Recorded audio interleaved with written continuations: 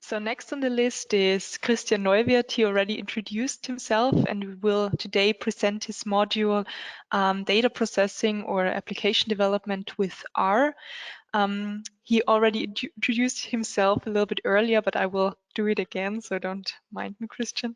So Christian is my colleague here at the UNIGIS office. He's Director of Studies and responsible for the UNIGIS Master Program in German language. And as a researcher, he is particularly interested in the analysis of complex systems by means of mathematical or agent-based models. And he's also the author of this rather new module. So please, Christian, the stage is yours, and please introduce your very interesting module. Thank you, Petra. So your introduction of mine was actually much more specific than my self-introduction. I will now broadcast my screen. All right. So welcome to the presentation, to the introduction of my module, Application Development with R. So as Petra already mentioned, it's a pretty new, actually brand new module with 3 CTS credits. We also still think about a different name. Maybe it's data processing with R or something similar. The content will remain roughly the same. Before I talk about content, however, I would like to point you to this result of a study that was conducted in August 2017 on 28,000 data-related job descriptions on Indeed. And here you can see that Python, Java, and R are among those job descriptions the most important scripting languages. It is also classified into categories like data scientists, data analysts, data engineers, and machine learning. And if we take a look at the data scientist category, we see that R is the second most relevant scripting language in this field. And geoinformatics is also some kind of a spatial data science, one could say. So this is one reason why R programming turns to be more important and important also for us as geoinformatics people. Other reasons for learning R is it's a free and open source environment. It is actually, when it comes to the analytical capabilities, it is actually more comprehensive than many proprietary solutions. You can use it on different operating systems. You can use it on Windows, on Mac, on Linux. And you can also create your own functions and your own libraries, and you can add this functionality to the pretty large ecosystem of R. And last but not least, there are so many people who are using R. The community is pretty large. It's pretty easy to find somebody who helps you. There are many tutorials, there are many fora, and so on. So these are, in my opinion, the most important reasons why to learn R. Now let's talk about the contents and the applications of R. So the first step is we need to load data into our script in order to work with it. And there are different ways how we can do that. We can scrape the data from web contents in the internet. We can take the data from our local machine, or we can access via REST API, for instance, online databases. In this module, we will at least cover 2 options. We will read and write data on our machine, and we will also use an API to access online databases. Once we have loaded this data into our script, we can manipulate the data. And among data scientists, there is one collection of packages that is very important and very interesting, which is tidyverse. And one of the packages in this tidyverse collection is the so-called dplyr package. We can use the dplyr package to tidy up messy data sets, large data sets. We can filter out information, we can select information, we can mutate and summarize these large data sets. And find out new information from the data, and we will use this dplyr package a lot in this module. Once we have tidied up our messy data sets, we perform data analysis. However, I have to say in this context, this R module is not necessarily a statistics module. The objective is that you learn how to work with R code, that you learn how to script with R, how the syntax looks like. It should give you the capabilities to produce your own code and do your own analysis. It's not that much statistic in the course.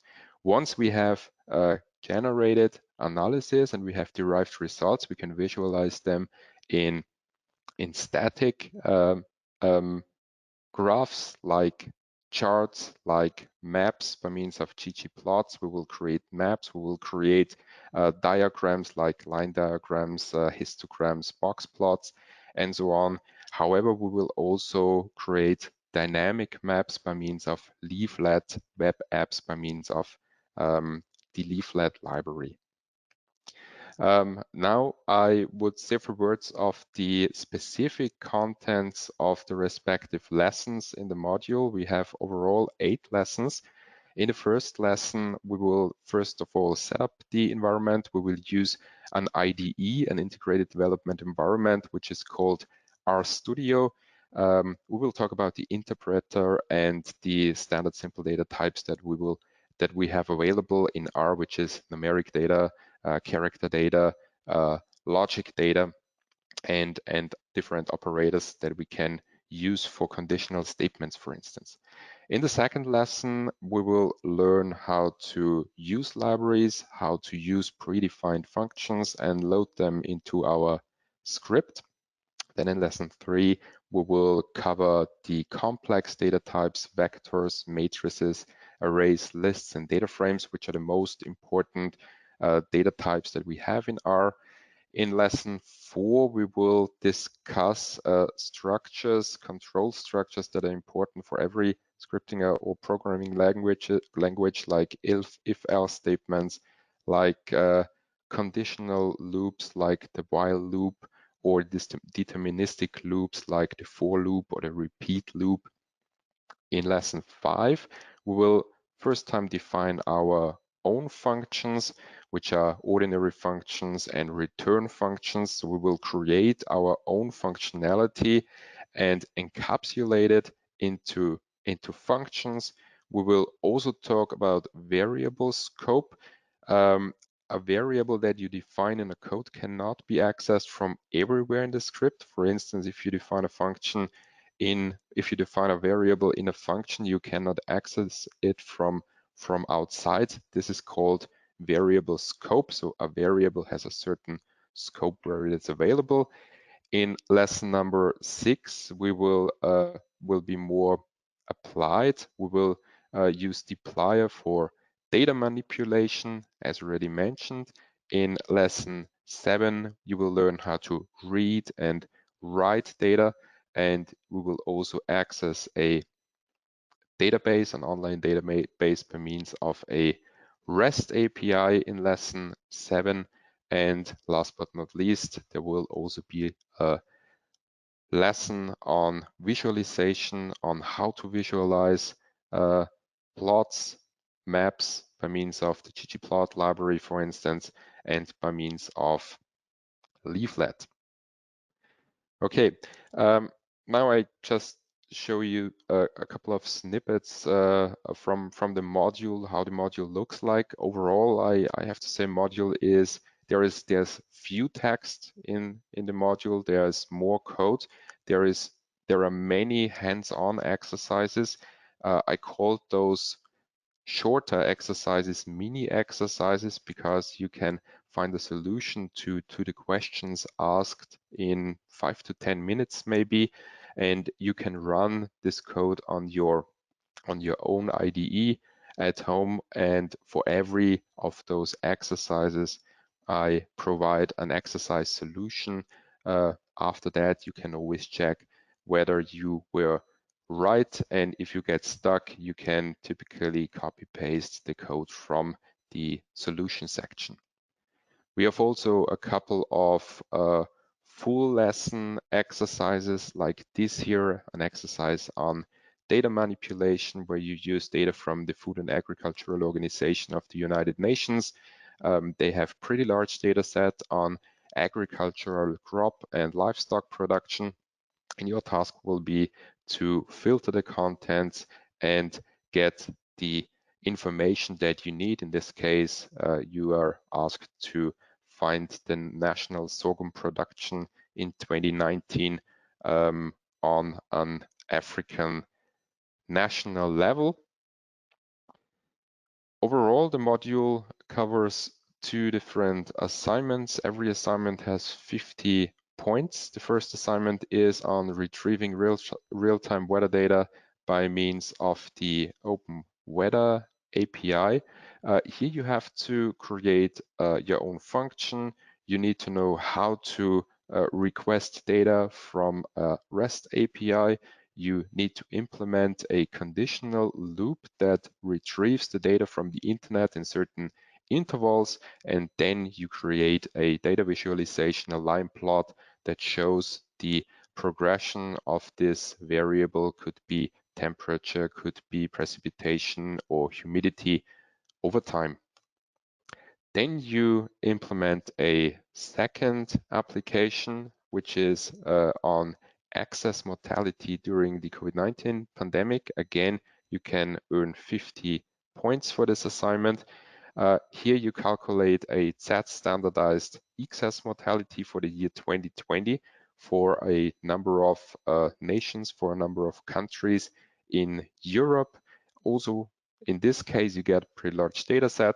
You need to use dplyr to filter the data set. You have to join data from different sources. And in the end, you create a choropleth map. Can be a static ggplot map, can also be a dynamic leaflet map, which shows the excess mortality on a national level of a few countries in Europe. And the results of this analysis are typically quite surprising to many. Okay, so this is in very brief the content of the module. The next start is on 20th of June. I'm looking forward to having you in my module, and in case you have any questions, feel free to ask.